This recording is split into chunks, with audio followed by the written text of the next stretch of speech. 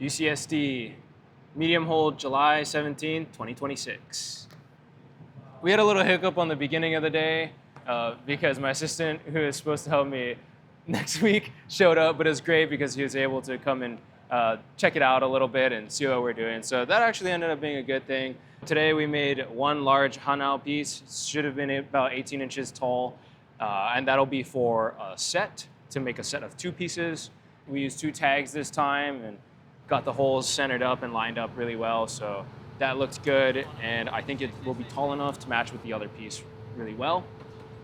We did some tidal pool overlays, partially for the piece that we did, and then we have a couple little pieces for a smaller piece later on. Then we did the large tidal pool itself. The tidal pool overlays went way quicker than expected because we had a little bit of help. So that sped it up and allowed us to move on to the large tidal pool quite quickly. And on that one, we added a bunch of whitewash, kind of like the whitewash that I put on top of the waves. We added it to the lip. It was really nice. It still kept it pretty clean, but it added a little bit of something extra, a little bit of texture, and it just made it better. Then we moved on to the large poi pounder. The large poi pounder is pretty sweet. The pohaku is really nice.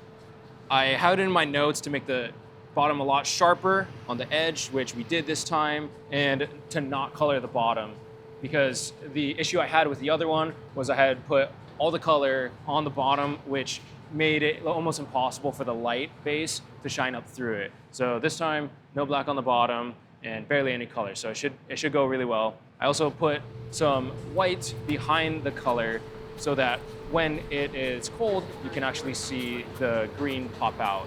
Because before, it was a little bit too dark with nothing on the inside. And lastly, we had some extra time, so we finished up with a bunch of mini volcanoes. The mini volcanoes were a nice thing to get to, so hopefully those can help pay for the day. The first piece took a little bit longer than expected because, one, the hole was quite a bit colder than it should have been, and we didn't know that.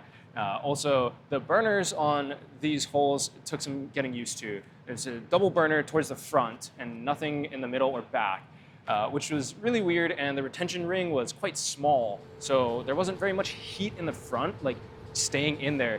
It made it a little difficult, but we managed.